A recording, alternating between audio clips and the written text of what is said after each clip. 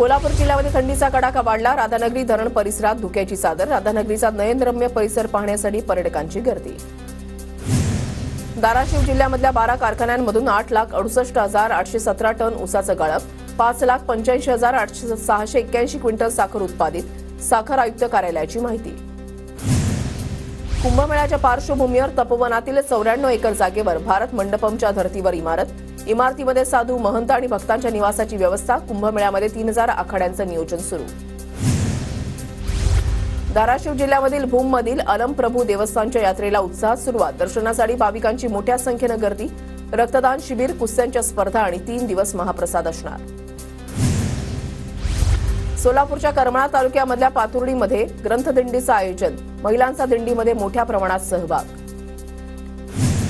नागपूर शासकीय वैद्यकीय महाविद्यालय आणि रुग्णालयामधील 4 पैकी 2 लिफ्ट बंद। लिफ्ट बंद असल्यानं रुग्णांना वरच्या माळ्यावर जाण्यासाठी त्रास। कराडच्या पाटण कॉलनीमधील पालिकेच्या जागेवरील पार्किंगचं आरक्षण बदलून बेघरांना घरं देण्याचे मुख्यमंत्र्यांचे आदेश। कराड दक्षिणचे आमदार अतुल भोसलेंनी केली होती मागणी। सोलापूरच्या करमाळा शहरातील अनेक भागामध्ये पालिकेकडून दूषित पाणी पुरवठा। तक्रारीनंतरही पालिकेचं दुर्लक्ष होत असल्याचा नागरिकांचा आरोप। स्वच्छ पाणी पुरवठा करण्याची मागणी। जालना शहरामध्ये सिंगल यूज प्लास्टिकचा साठा करणाऱ्यांवर पालिकेची कारवाई। पालिकेकडून 650 किलो प्लास्टिक जप्त, 10 रुपयांचा आकारला दंड। पंतप्रधान आवास योजनेच्या अंतर्गत यावर्षी महाराष्ट्रामध्ये 20 लाख घरांची उभारणी होणार। केंद्रीय ग्रामविकास मंत्री शिवराज सिंग चौहान यांची मोठी घोषणा। जलसंपदा विभागामध्ये लवकरच मेगा भरती होणार। मंत्री गिरीश महाजन यांची माहिती। दरम्यान तापी पाटबंधारे विकास महामंडळाची बैठक संपन्न। प्रकल्प युद्धपातळीवर पूर्ण करण्याच्या महाजनांच्या सूचना। धुळे जिल्हाधिकारी कार्यालयामध्ये सुशासन सप्ताहानिमित्त कार्यशाळेचं आयोजन। जिल्हाधिकाऱ्यांकडून सुंदर माझं कार्यालय हा उपक्रम राबवण्याचं कर्मचाऱ्यांना आवाहन। नंदुरबार जिल्ह्यामध्ये तापमानाचा पारा घसरल्यानं शाळेच्या वेळेमध्ये बदल करण्याची मागणी। सकाळी 9 नंतर शाळा भरवण्यात यावी, पालकांकडून अपेक्षा व्यक्त।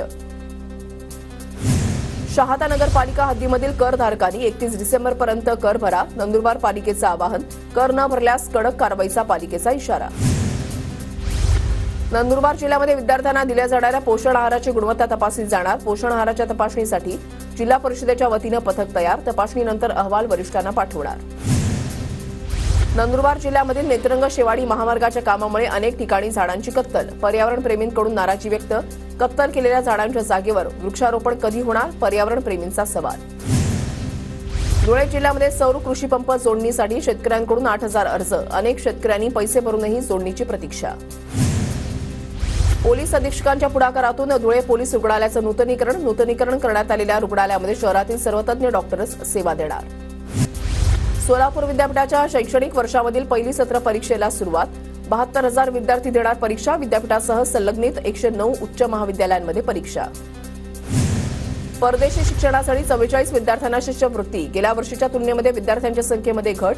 महाराजा सयाजीराव गायकवाड सारथी शिष्यवृत्ती। पुण्याच्या भोरमध्ये एकलव्य करंडक 2024 कबड्डी स्पर्धेचं आयोजन। स्पर्धेमध्ये विविध भागातल्या संघांचा उत्स्फूर्त सहभाग। गजराज एंटरप्राइजेसला प्रथम क्रमांक।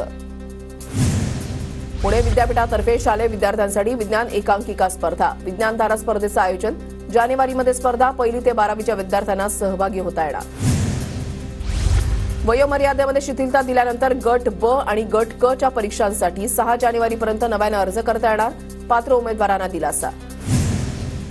विद्यार्थ्यांना पुस्तकं आणि वाचनाकडे आकर्षित करण्यासाठी उच्च शिक्षणातील विद्यार्थ्यांसाठी वाचन संकल्प महाराष्ट्राचा उपक्रम 1 ते 15 जानेवारी दरम्यान आयोजन। पुणे आंतरराष्ट्रीय विमानतळाच्या नवीन टर्मिनलवरून आजपासून उड्डाणं। मुरलीधर मोहोळ यांच्याकडून आढावा। गतिशील आराखडा तयार करा। अजित पवारांच्या वाहतूक कोंडीबाबत सूचना। सर्वंकष गतिशील आराखडा तयार करण्याच्या पालिका अधिकाऱ्यांना सूचना।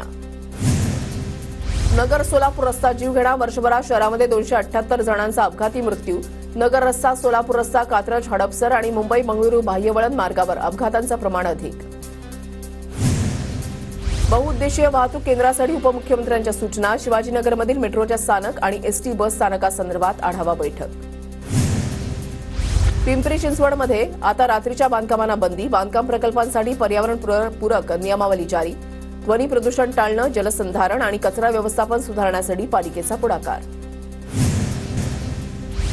पाटण मतदारसंघामध्ये शंभूराज देसाईंचं जोरदार स्वागत. राज्याचा नव्यानं पर्यटन आराखडा तयार करणार.